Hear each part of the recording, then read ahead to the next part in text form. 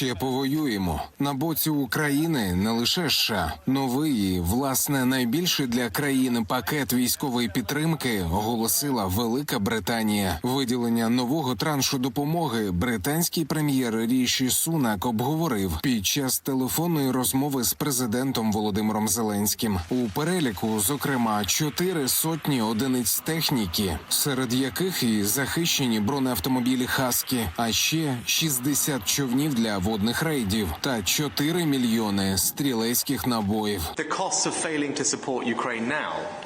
Ціна непідтримання України зараз буде набагато більшою, ніж ціна відсічі Путіну, тому що тільки в разі його поразки ми зможемо стримати його та інших супротивників. І саме тому Сполучене Королівство, чия історія протистояння диктаторам є невід'ємною частиною нашої національної свідомості, об'єдналося з нашими союзниками, щоб підтримати Україну. Сьогодні ми йдемо далі. Ми надішлемо Україні додаткові $500 мільярда фунтів стерлінгів, досягнувши 3 мільярдів підтримки цього року, і надамо їй найбільший в історії пакет британської військової допомоги. У переліку британської підтримки немає детального звіту для ворога. Скільки ми отримаємо засобів ППО, а скільки нових Storm Shadow. Але йдеться про понад 1600 одиниць бойових ракет і очікувані нові партії крилатого ракетного озброєння. Ну а про Storm Shadow взагалі ми розуміємо, що це будуть атаковані потужні об'єкти вже вглиб російських військ в тилу. Тому, як можна оцінювати допомогу з боку наших партнерів? Тільки позитивно. Ви знаєте, якщо такі країни, як Франція, Німеччина і Велика Британія, починають між собою змагатися, хто більше надасть допомоги нашій країні, то це означає, що вони вірять в нашу перемогу і інакше вони не змагалися. Це дуже приємно, що вони між собою таким чином конкурують. Це нам це дуже допоможе. Хай конкурують далі. Ворог тим часом намагається конкурувати саме з собою в дочасних перемогах. Окупанти волають про захоплення Очеретиного, що на Авдіївському напрямку. У силах оборони України наголошують, росіяни змогли прорватися лише у південну частину зруйнованого населеного пункту. Нині точаться складні бої. Прагнені захопити населений пункт, противник застосовує проти наших підрозділів весь наявний арсенал озброєння, в тому числі хімічні отруйні речовини, намагається закріпитися в південній частині Очеретиного. На даний час переважна частина селища контролюється силами оборони, південна частина населеного пункту перебуває під вогневим контролем нашої артилерії. Вживаються вичерпні заходи, спрямовані на вибиття противника з південної частини Очеретиного та стабілізації ситуації на цьому напрямку. Бажання росіян перемогти дочасно подекуди закінчується фатальними наслідками для самого ж ворога. Наприкінці минулого тижня військова пропаганда загарбників радісно повідомляла про знищення групи російських добровольців із РДК в околицях Очеретиного. Показово демонструвала російські паспорти ліквідованих і називала їх зрадниками та найманцями. Але майже наступного дня довелося визнати, ворог не розібрався в одностроях і знищив іншу групу окупантів. Вот они, русские наемники, пидорасы, разъебашили тут русских наемников. Паспорта их, все тут. Одежда натовская. Всех разъебашили. Олексій Пасак, 5 канал. На рішення Британії виділити Україні найбільший військовий пакет допомоги у $500 мільярда фунтів відреагував Володимир Зеленський. У своєму вечірньому зверненні він подякував Сполученому Королівству. Сьогодні є також і вкрай потрібна хороша новина про військові пакети від партнерів. Є новий пакет від Великої Британії – $500 мільярда фунтів. Деталі ми обговорили з прем'єр-міністром Сунаком. І головне – вчасно поставити зброю в Україну. Ракети саме такі, які потрібні, бронетехніку, яку очікують на фронті, ППО, а також катери для захисту нашої економічної безпеки у Чорному морі. Дякую, Британії.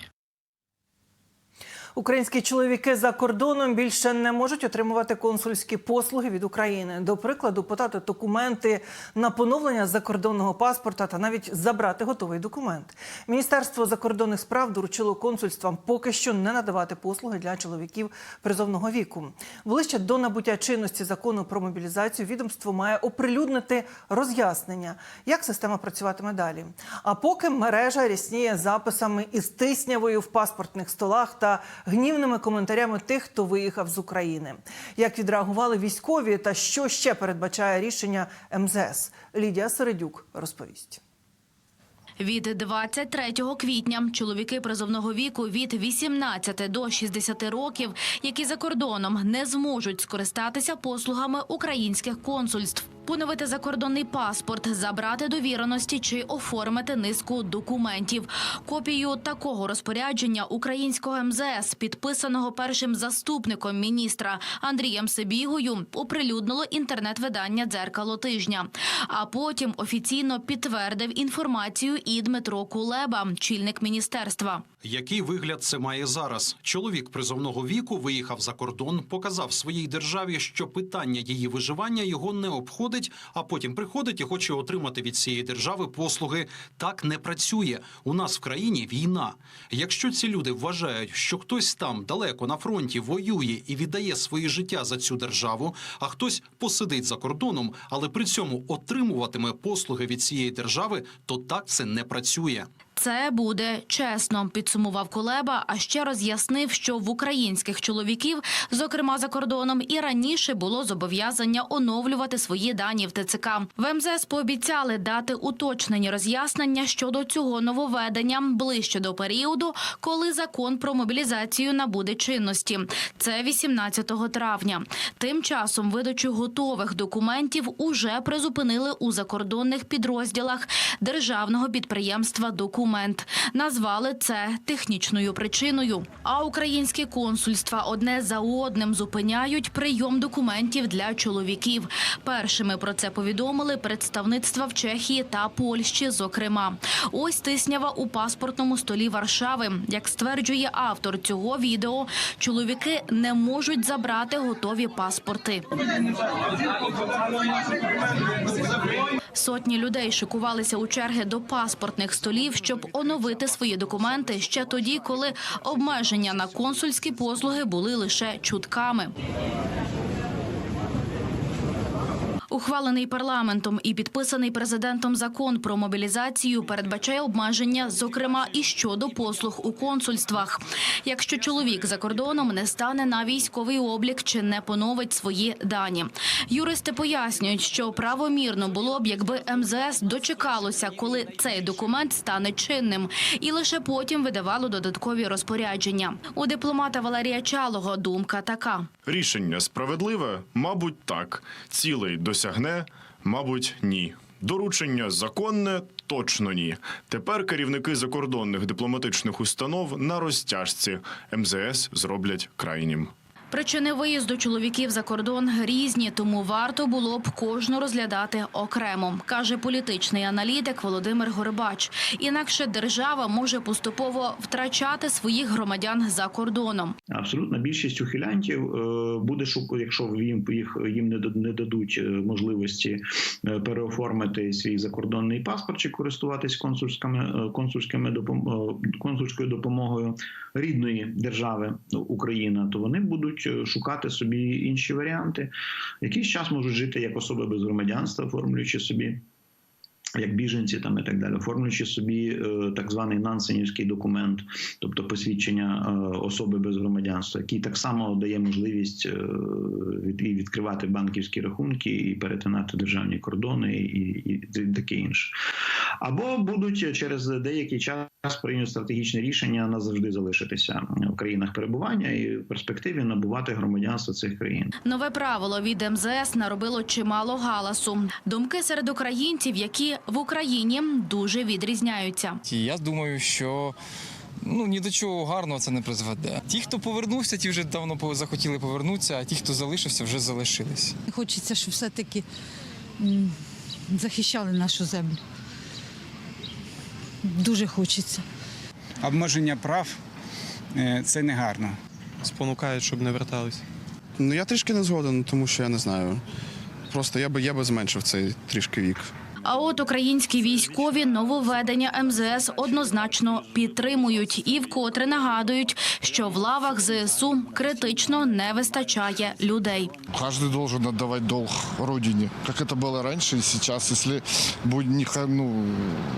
этого мы делать не будем, то мы можем это все дело проиграть, то, что начали. А войну надо выигрывать. У нас очень мало людей, очень не хватает, и идут уже практически инвалиды, потому что здоровых людей мы не можем набрать. И так получается, что и некому. Вважаю, що це рішення мали ухвалити раніше. Україні не потрібні ухилянти. Не хочеш захищати свою країну – отримуй статус біженця, посвідку на проживання в країні, яка тобі подобається, будуй своє нове життя, але знай, війна може прийти по тебе знову. Знову тікатимеш. Лідія Середюк, Орест Пона, 5 канал. 8 поранених у Дніпровському районі та 2 постраждалих на Нікопольщині. На Дніпропетровщині зросла кількість жертв через ворожу атаку, повідомив начальник тамтешньої обласної військової адміністрації Сергій Лисак. У Дніпровському районі серед жертв 23-річна дівчина, вона у тяжкому стані, а ще 3 чоловіків – 32, 43 та 47 років. Нікопольщину окупанти обстрілювали 5 разів з артилерії, понад 15 разів ударили дронами камікадзе і 3 скидали снаряди з БПЛА. Внаслідок атаки пошкоджені майже 2 десятки приватних будинків, 5-поверхівка, 5 господарчих споруд, адмінбудівля, інфраструктурний об'єкт, магазин, авто. Зачепило газогін і лінії електропередач. Наслідки атак ще уточнюються. Найгарячішим на лінії фронту залишається Донецький напрямок. Про це звітує Генштаб у вечірньому зведенні. Наші війська продовжують стримувати ворога на Новопавлівському відтинку фронту. Там за добу окупанти 17 разів намагалися прорвати оборону наших військ. 14 атак здійснила армія РФ на Бахмутському та Авдіївському напрямках. Сили оборони відбили 10 атак на Лиманському відтинку фронту. На Харківщині окупанти намагалися атакувати, не вийшло. 2 спроби армії РФ штурмувати наші позиції на Оріхівському напрямку виявилися марними. Не вдалося ворогу просунутися і на лівобережжі Дніпра. 1 атаку відбили українські воїни. Водночас авіація Сил оборони завдала ударів по 15 районах зосередження особового складу супротивника. Загалом за добу відбулося більше 150 бойових зіткнень.